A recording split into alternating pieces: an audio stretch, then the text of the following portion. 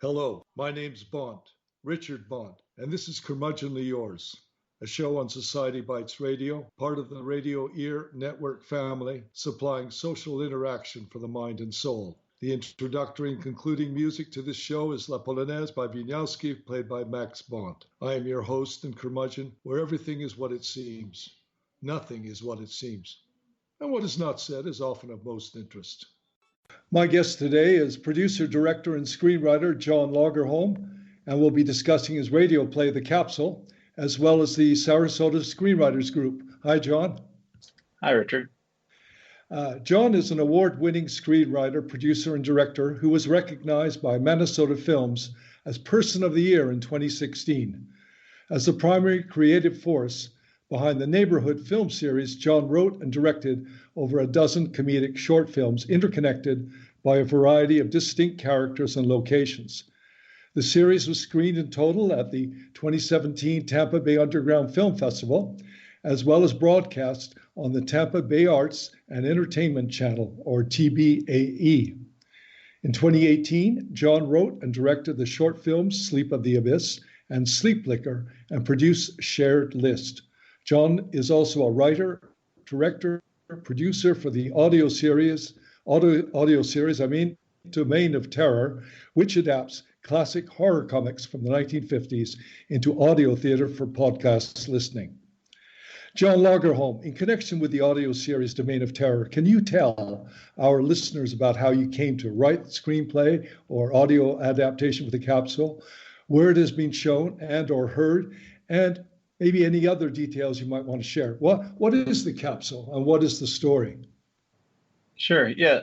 The Capsule is, like you say, it's audio theater is kind of what we consider it. So it's performances by actors of a script laid out with sound effects and music to create kind of that classic radio drama that, you know, people used to listen to back in the day. And the way in particular that franchise or brand came about for us as an idea, Austin McKinley, who's also a filmmaker in the area, we had worked together for a while, and we were trying to come up with basically an anthology feature film, which adapted some of these old comics that had fallen into the public domain, and basically make a Christmas themed feature of those, where we kind of adapted some of these old comic horror stories. That was Christmas theme. Yeah, it's a fun one. And we actually did an episode around Christmas, because basically the film version of that ended up being, you know, a lot larger than we were able to get off the ground ourselves. But I love audio. I love listening to podcasts, and especially narrative podcasts. And one day I was thinking about the idea of just adapting those stories or some of the stories from comics in general into an audio theater, which is a lot easier to do than making a film, and can be turned around a lot quicker, but still, you know, is a really fun way to tell those stories. And so I was thinking of that idea, and around the same time, you had another filmmaker in the area, Wheat Buckley. He actually was looking for something to do audio-wise as well. He just kind of serendipitously at the same time was trying to think of something fun to do audio-wise. And so around Christmas, we took one of the stories from that main script and adapted it into, it's kind of a horror take on a Christmas Carol. And we released that on Christmas Eve, and that was a lot of fun, and we were happy with the response we got. And kind of goal with the main script was always to be kind of a launching point for some kind of anthology series, because there's just so much of these classic comics that are fun stories and worth adapting. And when we had so much fun making Christmas Quarrel, as we called it, the capsule was something that I came across, and I just was really interested in the idea, which is not to give too much away, but the story of basically a scientist who's in jail for some, his experiments going wrong, and he on his last day attempts to take what his experiment was, which is a pill that shrinks somebody down, a capsule that shrinks somebody down, and trying to use that to escape. And we made some changes to it, and but it was a lot of fun to put together, and hopefully it's a fun audio experience for people. Well, it sounds like you're trying to turn Christmas into Halloween here. I like it. Yeah. John, you call the capsule an audio adaptation of episode number 2 in the Domain of Terror. The illustrations are obviously from the original comic book, I take it. And the sound effects, especially the bell and bass guitar, are great. You also played around, and also that music, that very scary music at the very beginning. And you also played around with the malevolent Dr. Kiley's voice. He's the bad guy here, as he was shrinking, right? You made his voice smaller, so to speak, more acute like that. John, can you talk to us about the illustrations and sound effects and anything else you'd like to mention? Yeah. Without giving it away, of course. No, sure thing. That's kind of a two-part question. The illustrations are a lot of fun because, like I said, we are adapting these comics that have fallen into the public domain. And part of that was, we wanted to release this in 2 different ways. One is just the audio podcast. So anybody out there who has, iTunes or, any podcast listening app that they have can go and they can just download it and they can listen to it, when they're driving or doing the dishes or, wherever you listen to your working out, wherever you listen to your podcasts. It was going to be available that way. But at the same time, we wanted to make kind of a YouTube version of the same thing, which, was also just primarily a way to get the audio out. But we figured, it'd be fun to do something where people can kind of watch it if they want. And so, every, 30 seconds or so in that YouTube version, we're showing basically an image from the comic that matches up to the script as we interpreted it. And that was a lot of fun to do. The capsule is actually really interesting because all the pictures in there, all the images aren't necessarily from the capsule.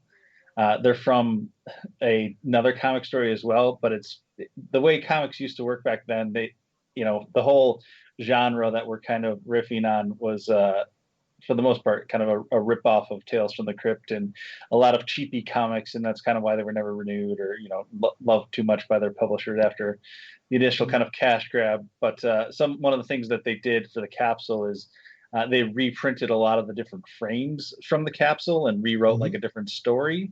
Sure. And some of that had new art and things like that. So since that had the same characters and the same, different imagery and stuff, it was fun I felt, it was appropriate to take those images and kind of luckily that, I think made our story even stronger and matched up in a lot of different ways that the original comic didn't, but it was fun to do.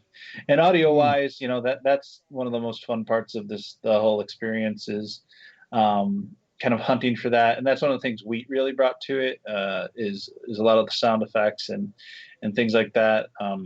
I directed the episode, which was, a lot of the recording and things like that. And then I, did some of the editing to get the dialogue and things like that in order. And then we kind of came in and really layered in a lot of great sound effects.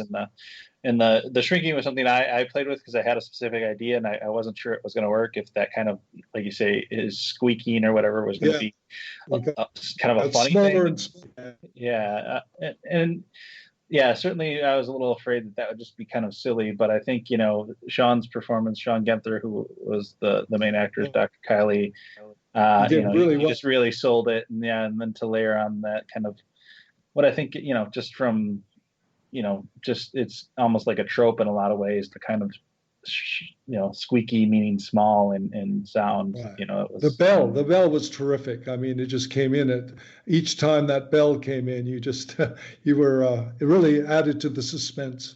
Thanks. Yeah, it was it's similar to film in a lot of ways, in that we can tell the story in a similar way, but yeah, it's certainly its own challenge to think of a way to tell it sonically, to tell a story, and to think of, well, what is going to sound appealing to a listener, and how is this sound effect going to make them feel, and yeah, it's a Sure. lot of fun for sure. Well, the good thing about the capsule is that you can listen to it like an old radio play, like you just said, and like with the Lone Ranger and the Shadow in the past. The first time I heard the capsule, I only listened to it on YouTube. That's the first time. And then the second time, I also looked at the comic book illustrations that appeared every 30 seconds or so during the narration. But I enjoyed both experiences. I'm not sure which one I liked more. Um, Society Bites Radio is going to start up a radio hour in the fall, I hope, right?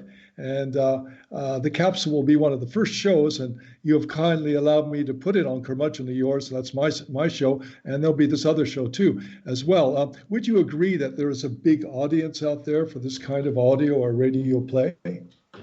Yeah, I mean, I think so. Like I say, I'm an audience member of it. There's podcasts and things that I like. And it's storytelling, and I think as phones and things like that have made it so people can listen to almost anything anywhere, and really it's about whether or not they find it, and if they do, it's are we going to kind of provide them what they want to listen to at a regular basis, and hopefully we have some plans for some future episodes and things like that, and luckily even though we haven't necessarily broken to hundreds of thousands of people listening to it yet, or anything like that, there's still a lot of fun to make, and fairly low risk in the approach that we take, since it is just audio. And Sure. yeah, I certainly I think that audience is out there, and hopefully we're going to tell some stories that when people find it, they keep coming back to it. Well, yeah, we have to listen to it in our cars. John, you work locally and often present your projects in Sarasota. Could you tell us about some of them? Of course. Yeah, I'm a filmmaker in Sarasota, and for the most part, that means independently making stuff. Last year, I spent a lot of time working with a group called Southwest Florida Films, and that was really exciting. It's basically a collaborative of a few different filmmakers that we meet weekly for the most part. Some people can't make it one week or the other, but last year we were able to produce 3 short films and get all of them accepted in the Sarasota Film Festival. So that was a pretty special year for us. Really that was good, that was our first year meeting, and to kind of have some output that was successful and exciting to see at a venue like that. And then besides that, as a filmmaker, a few years back, I worked on a collection that you mentioned in my intro, called The Neighborhood, which is right now it's basically 14 short films have been made in that collection, and that should be going up on Amazon Prime within the next couple weeks here, and launching with a website. But those were a lot of fun to make, with a lot of also local actors, local filmmakers. And, I think Sarasota is a great town for collaboration and, quality of filmmakers in general, be it actors or crew members or anything like that. It's I'm very happy to have it in this area. How about the summer? Does it shut down a little bit like right now, or does it go full scale all year? I know it's pretty good in the fall and the winter. Yeah, well, you can make a movie whenever you want around here, I would say. As far as like, production's going on, yeah, I think they're always moving. There's always something happening in some regard. I'm not necessarily always involved in it, but they're shooting films in St. Pete, and even Hallmark and stuff has just done a few, and I mean, I think everything around here in the summer in some ways is going to kind of be a little less crazy, but yeah, I think people are always working on stuff in some regard. Right. Well, St. Petersburg, for our listeners who are not in the area, is